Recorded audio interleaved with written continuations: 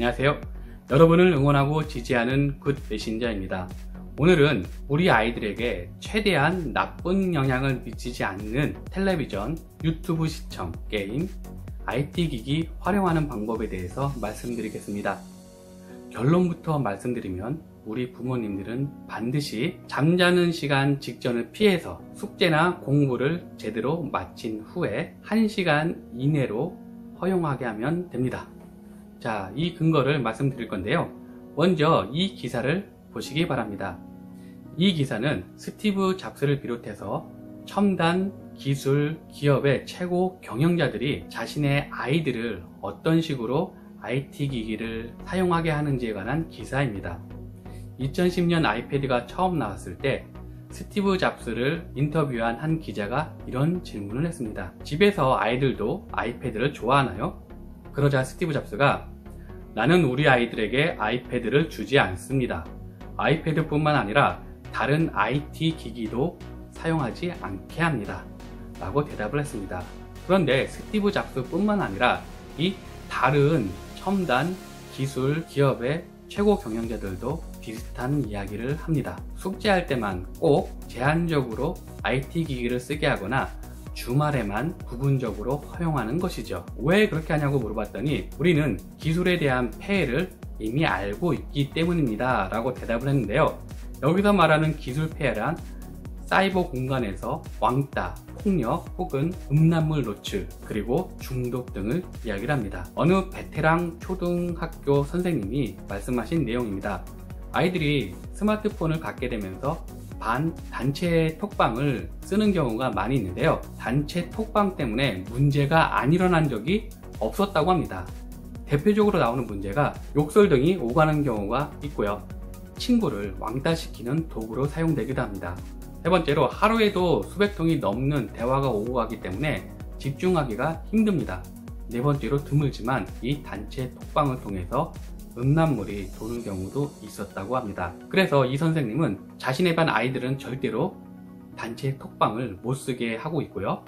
부모님들에게도 반드시 아이들의 카카오톡 쓰는 것을 살펴봐야 된다고 이야기를 하고 있습니다. 만약 톡방에 비밀번호를 걸고 있다면 반드시 풀게 하고 어떤 대화 내용이 오가고 있는지 부모님이 보실 필요가 있다고 합니다. 마냥 순진하고 착하기만 할 것 같은 우리 아이가 이 톡방에서는 상상을 못할 말을 하는 경우가 있어서 부모님들이 너무 놀란 경우가 많다고 합니다. 여러분들도 이 선생님의 당부를 꼭 지키시기 바랍니다. 저 또한 우리 아이들에게 주말에만 TV 보거나 유튜브 혹은 게임 등을 허용을 하고 있는데요. 그런데 상황에 따라서, 사정에 따라서 주말에 이용하는 것을 못하는 경우도 있잖아요. 학원에 간다는 등 아니면 다른 중요한 일 때문에. 그럴 경우에는 어떻게 하면 좋을까요? 그런 분들을 위한 팁을 드리겠습니다.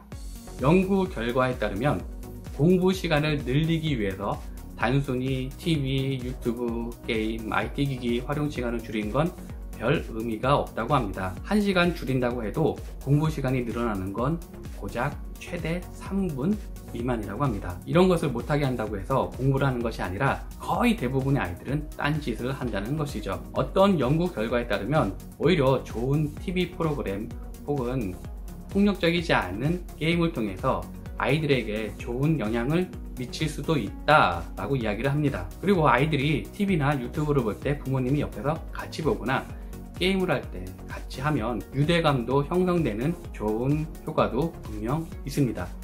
이런 이로운 효과가 있다고 마냥 하게 되면 어떤 일이 발생할까요?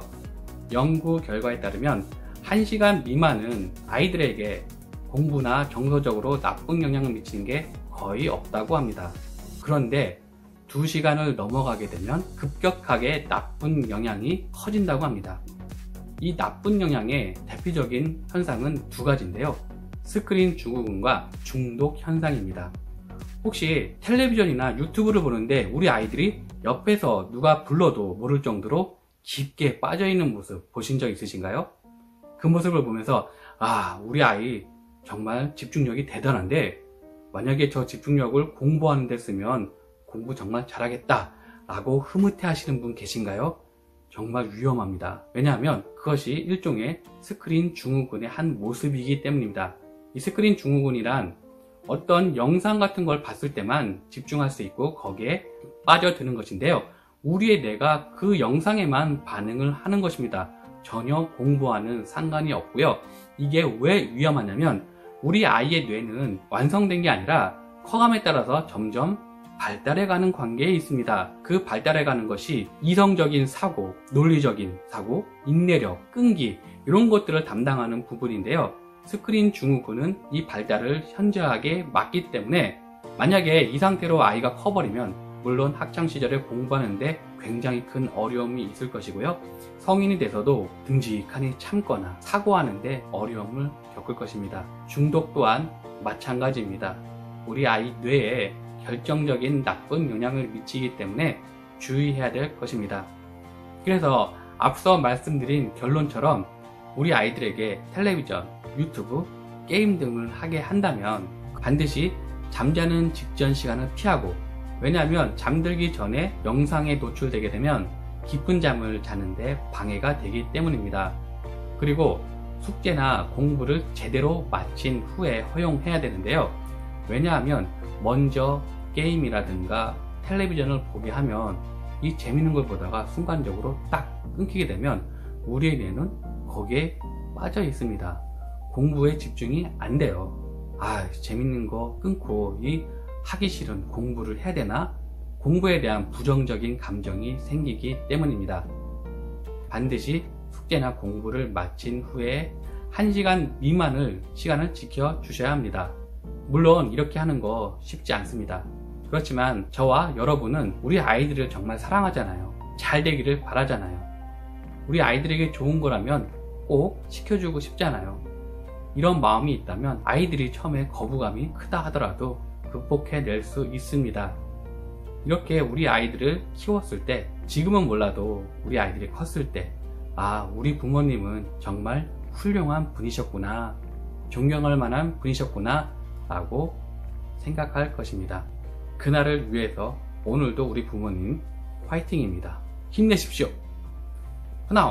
From now on 함께 갑니다. 감사합니다. 오늘 내용 좋으셨나요? 구독, 좋아요는 더 좋은 내용을 만드는 데 큰 힘이 됩니다. 감사합니다.